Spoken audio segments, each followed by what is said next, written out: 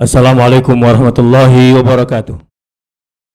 Innal hamdalillahi nahmaduhu wa nasta'inuhu wa nastaghfiruh wa na'udzu billahi min syururi anfusina wa min sayyiati a'malina.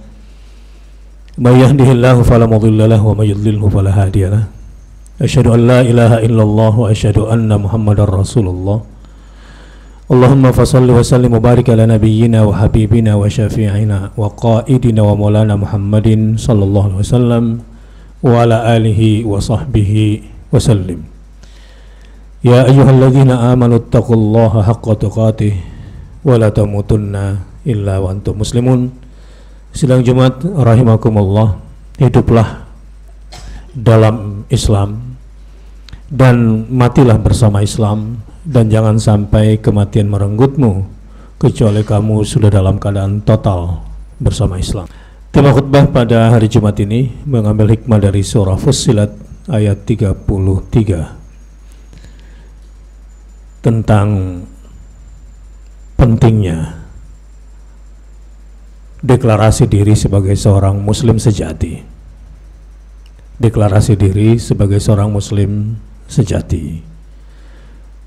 Ya, lawan katanya jangan jadi muslim imitasi, jangan jadi muslim separuh-separuh. A'udzubillahi minasyaitonir rajim.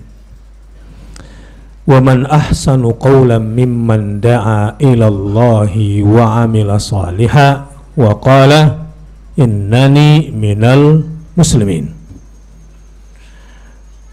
Ada 3 poin penting di ayat ini. Yang pertama adalah wa man ahsanu qawlan mimman da'a ila Allah. Kita nih bicara tiap hari, ngobrol tiap hari, WA-an tiap hari. Tapi pertanyaannya adalah, di balik semua perkataan yang kita perkatakan dari pagi sampai sore, pesan yang kita kirimkan lewat WhatsApp siang dan malam, atau pidato kita di sana sini, mengajar kita di sana sini, orasi kita di sana sini, pertanyaannya, berapa banyak porsi mengajak manusia kepada Allah? Wa man ahsanu qawlan mimman da'a ilallah. Yang paling bergengsi dari semua adalah, dari semua perkataan adalah perkataan yang value-nya mengajak manusia kepada Allah. Ini poin pertama.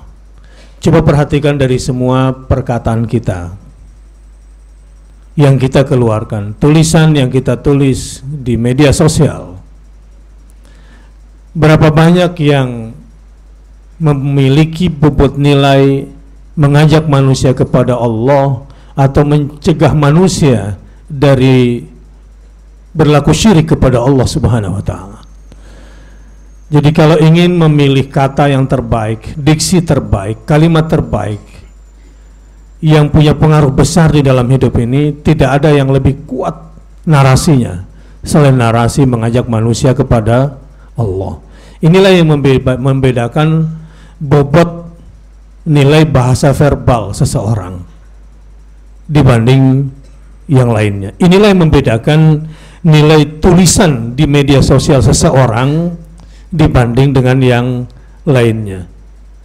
Broadcast yang kita share, tulisan-tulisan yang kita sampaikan, lelucon-lelucon yang kita ada-adakan, berapa banyak yang mengajak kepada Allah dan melindungi manusia dari berbuat musyrik kepada Allah Subhanahu wa ta'ala.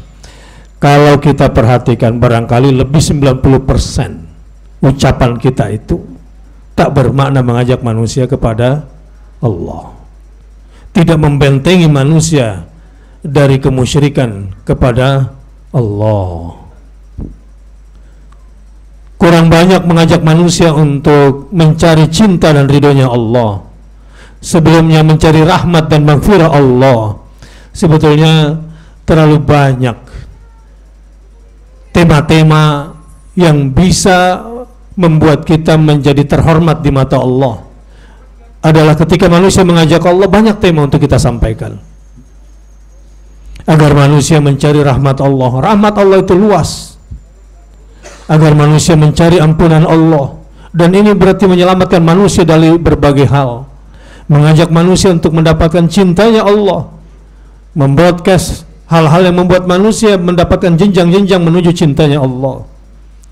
Dan yang puncaknya adalah bagaimana mengajak manusia mendapatkan ridhonya Allah, agar dapatkan surganya Allah dan dapat melihat Allah di surganya kelak. Inilah diksi dan narasi paling kuat jika ingin menjadi orang yang punya kekuatan pengaruh. Wa man ahsanu qawlan mimman da'a ilallah. Wa amila salihan. Yang kedua, tentu tidak cukup hanya dengan perkataan, sebab dakwah bil hikmah wal mau'izah al hasanah, dakwah dengan penuh kebijaksanaan, dakwah dengan perkataan-perkataan yang baik itu kurang kuat dan akan nendang, bahasanya gitu, akan bagus jika diiringi dengan wa amila salihan, dengan amal saleh. Sebab perbuatan adalah esensi dari sebuah perkataan. Dan rahasia sukses Nabi SAW dalam dakwahnya mengajak manusia kepada Allah sebetulnya adalah pada keteladanannya, amal saleh.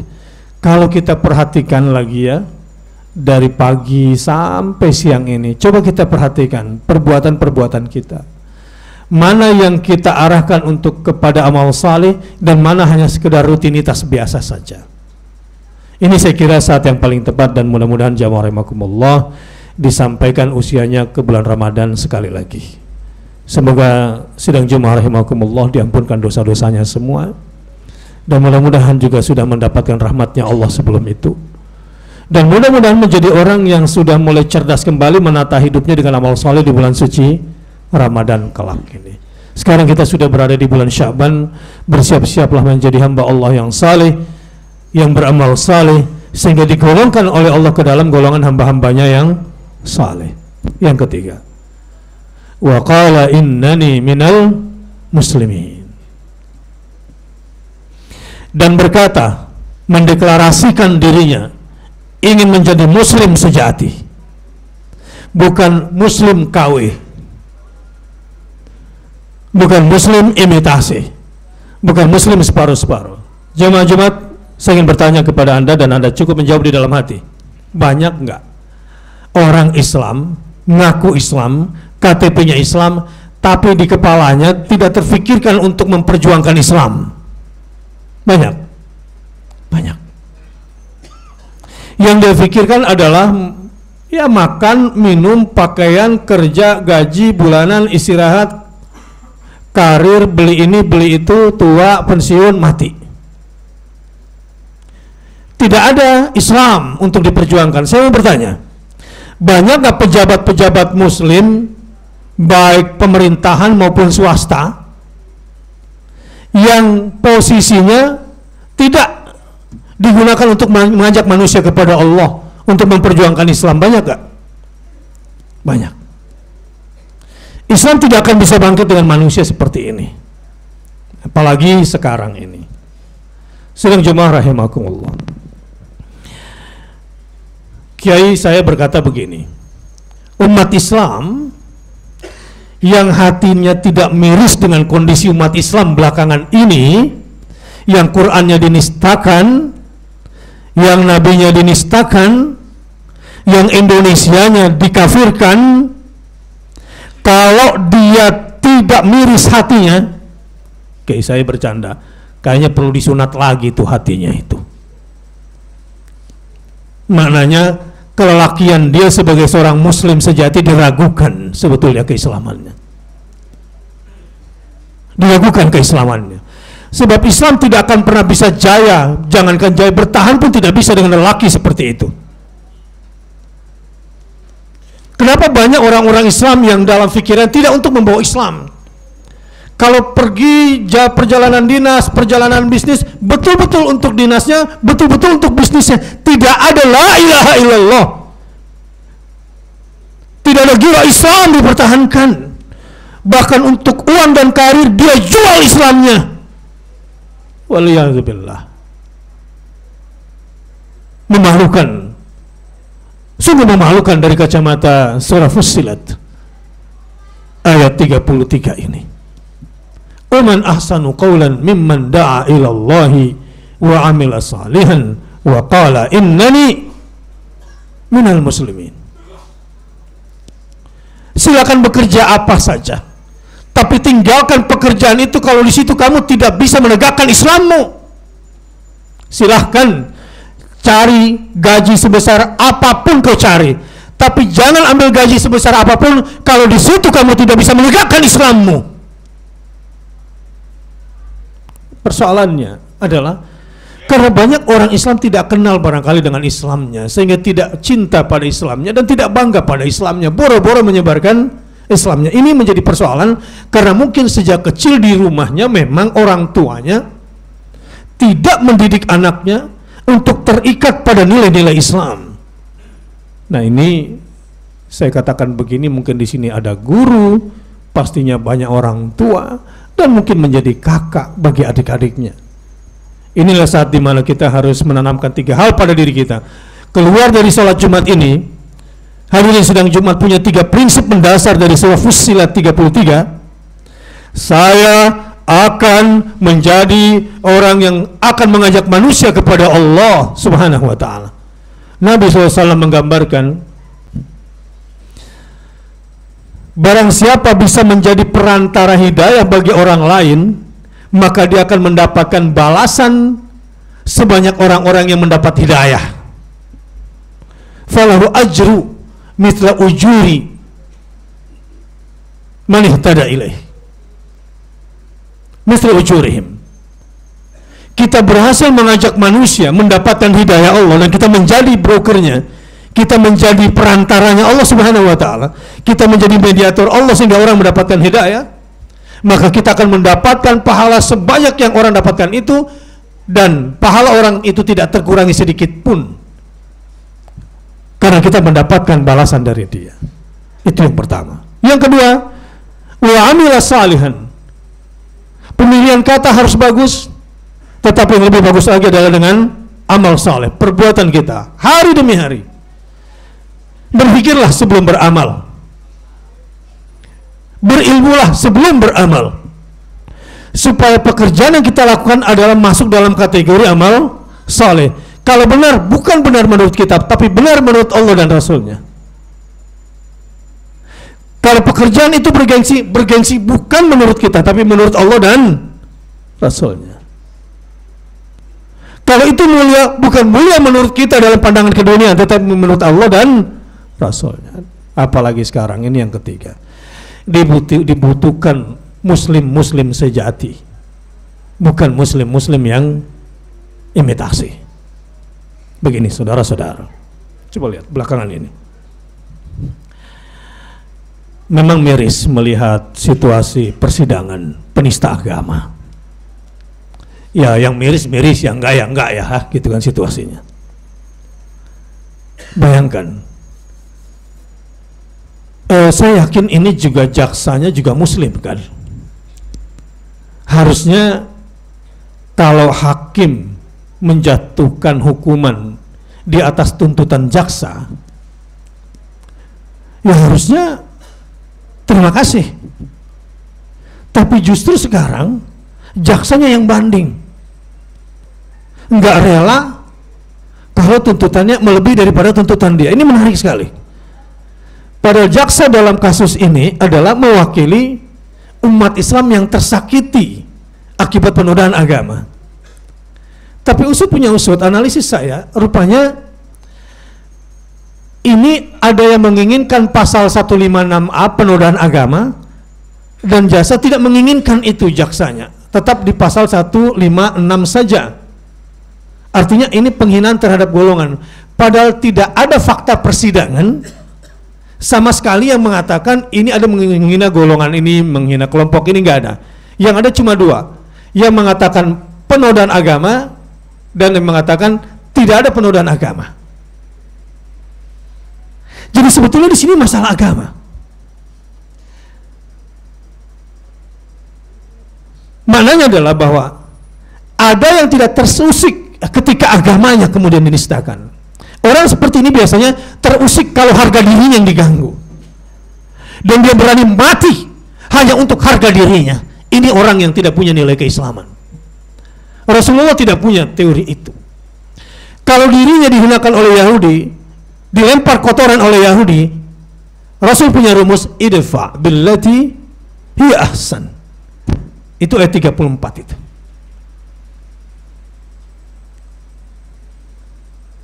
Balaslah kejahatan dengan kebaikan yang paling baik kalau harga dirimu. Tapi kalau sudah soal Al-Quran, kalau sudah soal agama, no way. Bahkan peperangan dipimpin sendiri oleh Rasulullah SAW untuk mempertahankan Al-Quranul Karim, untuk mempertahankan agamanya sampai tetes darah pun habisan. Tapi kalau soal harga diri pribadi, kita ini cuma bangkai nantinya yang terbuat dari air hina. Sekarang tanya pada diri Anda sebagai seorang muslim. Anda sebagai seorang muslim nih sekarang lebih tersinggung mana? Ketika harga dirimu dihina, bapak dan ibumu dihina, atau agamamu dan Quranmu dihina? Mana yang lebih sakit? Ini menunjukkan kualitas keislaman kita. Apakah sejati atau imitasi? Apakah selera kita sesuai dengan selera Islam atau masih dalam selera-selera budaya jahiliyah kita? Yang kedua, menyakitkan, umat Islam bergerak dengan cara damai dituduh intoleran, anti NKRI, anti kebinekaan. Padahal umat Islam tidak pernah menghunuskan pedang sebagaimana orang-orang Kristen di Manado yang sampai ke bandara, bahkan ke bawah pesawat. Mereka tidak disebut apa-apa. Tapi anehnya, banyak yang umat Islam itu dengan berkata atas nama toleransi, biarlah gitu. Ya, kelihatannya bijaksana, tapi sebetulnya perlu diperiksa itu kelamin keislamannya. Sudah disunat atau belum itu? Umat Islam menyalurkan semua aspirasinya secara konstitusional, tapi dituduh anti kebinekaan, rasis, bahkan sampai ke tingkat makar. Gampang sekali menangkap ulama. Tetapi mereka di Kalimantan Barat yang mengusir rombongan membawa senjata sampai ke bawah pesawat,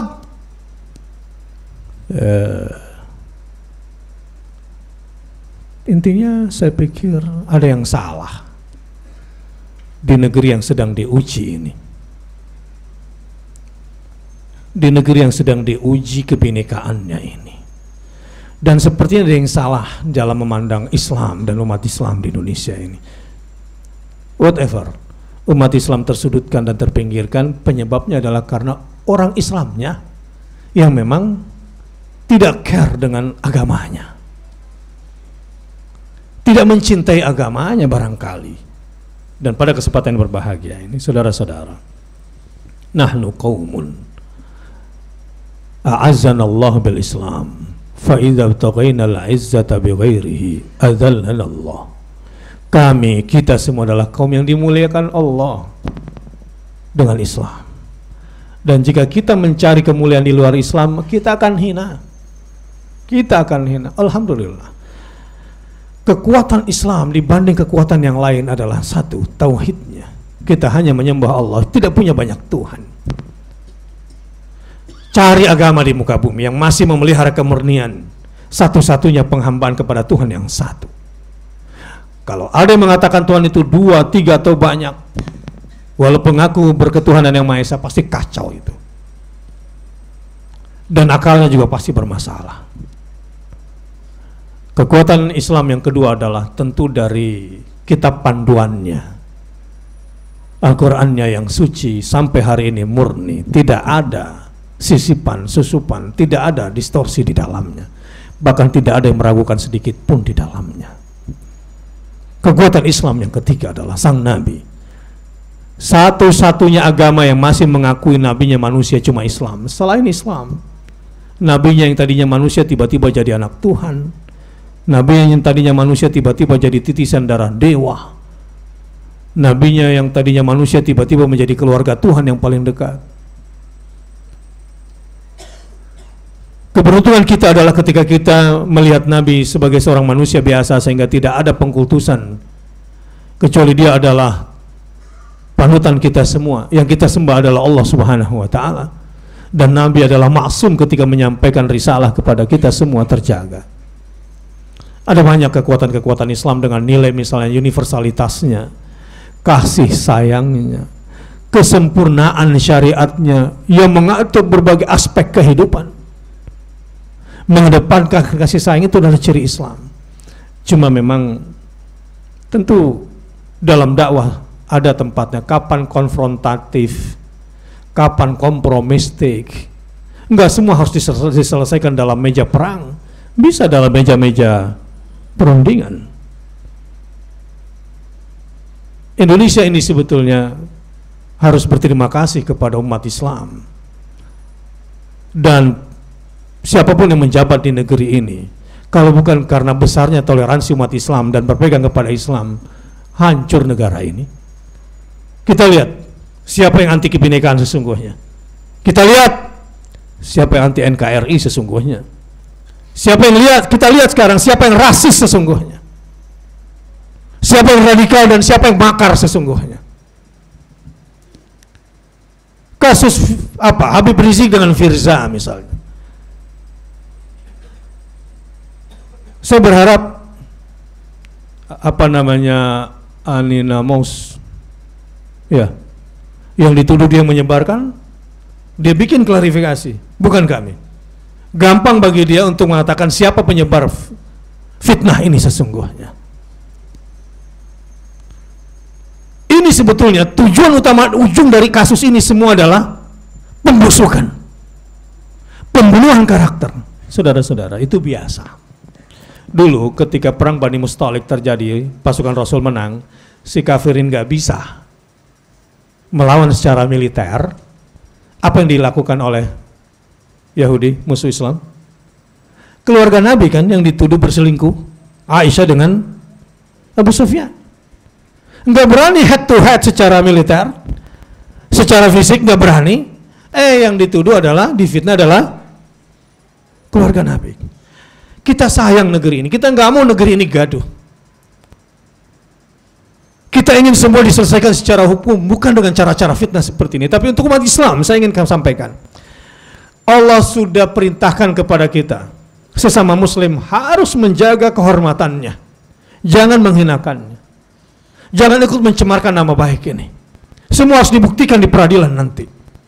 Tapi dengan cara-cara yang tentu tidak merekayasa hukum. Hukum harus berkeadilan, hukum harus bermartabat. Sampai hari ini saya cuma ingin katakan, perjuangan kita menegakkan hukum yang berkeadilan umat Islam ini masih berat. Masih berat. Tetapi saya yakinnya, sebelum saudara-saudara umat Islam yang di sini terlambat bergabung sama Islam yang sejati, jangan hanya menjadi penonton dan menjadi Muslim imitasi. Insya Allah Islam akan dimenangkan di Indonesia karena Allah sudah turunkan keadilannya. Dan roda keadilan sedang berjalan, dan saya yakin Allah sendiri sadaqa wa'dah wa nasara 'abdah wa a'azza jundah wa hazamal ahzaba wahdah. Saya yakin itu. Allah pasti penuhi dan benarkan janjinya, dan Allah pasti tolong dan menangkan hambanya.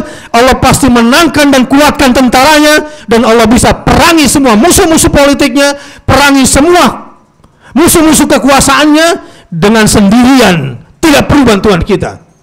Saya mau bilang kepada teman-teman Laskaris, beradalah di belakang roda keadilan Allah yang sedang berputar di Indonesia ini. Jangan cari panggung, karena kamu akan tergilas oleh roda keadilan Allah itu sendiri. Jangan emosi, karena kamu yang akan terbakar karena kamu bersinggungan dengan roda keadilan Allah yang sedang berputar sesuai dengan kehendaknya. Jangan terprovokasi, Karena Islam masuk Indonesia sejak awal bukan dengan pedang, bukan. Islam sejak awal masuk di Indonesia ini dengan damai. Jangan sok menjadi mujahid pejuang di hadapan kondisi seperti ini. Saya mau bilang tegas-tegas, jangan sok jagoan. Saran saya berada di belakang roda keadilan dan bergeraklah secara konstitusional. Jangan terpancing dengan provokasi-provokasi yang menginginkan kekuasaan sesaat. Mundur. Umat Islam akan dikorbankan untuk kepentingan mereka yang haus pada kekuasaan. Dan gerakan Islam kali ini tidak bertujuan untuk haus pada kekuasaan. Tahan diri. Ini bagi yang mau nurut pada qiyadah. Kalau tidak, silakan jalan sendiri. Kamu akan digilas dengan keadilan Allah Subhanahu wa ta'ala. Tetapi umat Islam yang dia menjadi penonton, ya Anda perlu berhitung, perlu menengok hati Anda lagi, perlu disunat lagi apa enggak itu hatinya, karena kelaminnya belum jelas. Pada kondisi seperti ini, ketika umat Islam sedang dihinakan dan Islam sedang dihimpit dan kalian diam, terutama kepada para pemudanya. Sebagai penutup, tidak pernah ulama di Indonesia ini mengangkat pedang kecuali mengusir penjajah. Tidak pernah pemimpin-pemimpin ulama Islam selama ini membela Indonesia kecuali mengangkat pedang, mengangkat pedang untuk mengusir penjajah. Dan Islam, umat Islam di Indonesia sejak awal bukanlah orang-orang yang memaksakan kehendak Islam agar semua masuk Islam, tidak ada itu. Bahkan Islam tidak mengajarkan itu. La ikraha fiddin, qad tabayyana rusydu minal ghayy.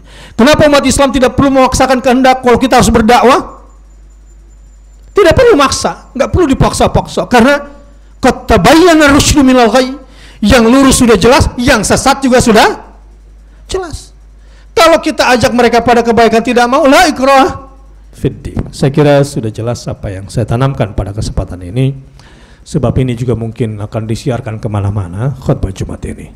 Mudah-mudahan menjadi panduan dan umat Islam tetap menjaga ukhuwah Islamiyahnya, tetap menjaga persatuannya dan menjaga persatuan Indonesia, tetap tidak rusuh, tetap tidak makar, tetap tidak sok jago, dan menjadi yang waras di negeri ini di tengah orang-orang yang sudah mulai tidak waras.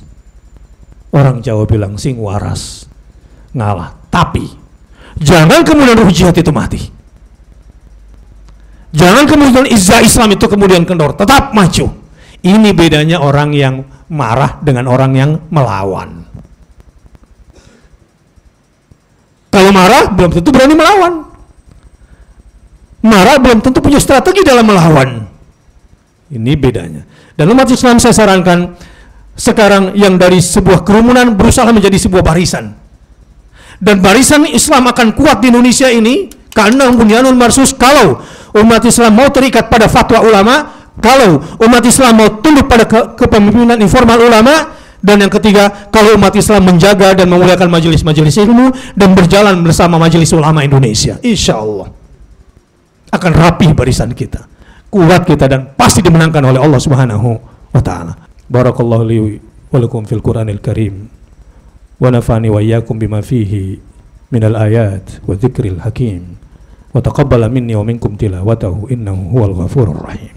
Alhamdulillahi wa kafa wassalatu wassalamu ala nabiyil mustafa wa ala alihi wa sahbihi wa man tabi'ahu ila yaumil wafa.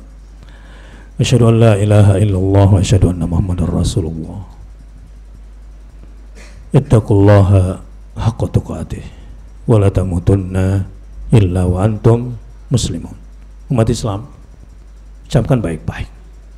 Kamu akan menjadi orang yang mulia bersama Islam kalau kamu punya prinsip aish kariman amut syahidan. Kalau pilih hidup, hiduplah dengan cara mulia. Kita pasti mati. Pilihlah mati dengan cara sebagai syahid. Setelah itu silakan jalani hidup. Insya Allah akan mulia dunia akhirat. Inna Allah wa malaikatahu yusalluna ala nabi ya ayyuhalladzina amanu sallu alaihi wa sallimu taslima wa ala sahabati ajma'in Abi Bakrin wa Umar wa Uthman wa Ali wa ala tabi'in وتابع التابعين لهم بإحسان إلى يوم الدين وارحمنا معهم برحمتك يا أرحم الراحمين. اللهم اغفر للمسلمين والمسلمات والمؤمنين والمؤمنات الأحياء منهم والأموات. اللهم اغفر للمسلمين والمسلمات والمؤمنين والمؤمنات الأحياء منهم والأموات. اللهم اغفر للمسلمين والمسلمات والمؤمنين والمؤمنات الأحياء منهم والأموات. اللهم ربنا أعز الإسلام والمسلمين وأهلك الكفرة والمشركين أعداءك أعداء الدين. اللهم أصلح ولاة المسلمين وأصلح ذات بينهم وألف بين قلوبهم وانصرهم على عدوك وعدوهم. اللهم انصر من نصر الدين واخذل من خذل المسلمين. ربنا تقبل منا إنك أنت السميع العليم وتب علينا إنك أنت التواب الرحيم. ربنا آتنا من لدنك رحمة وهيئ لنا من أمرنا رشدا. ربنا آتنا في الدنيا حسنة وفي الآخرة حسنة وقنا عذاب النار. عباد الله إن الله يأمر بالعدل والإحسان وإيتاء ذي القربى وينهى عن الفحشاء والمنكر والبغي يعظكم لعلكم تذكرون. فاذكروا الله العظيم يذكركم واشكروه على نعمه يزدكم ولذكر الله أكبر.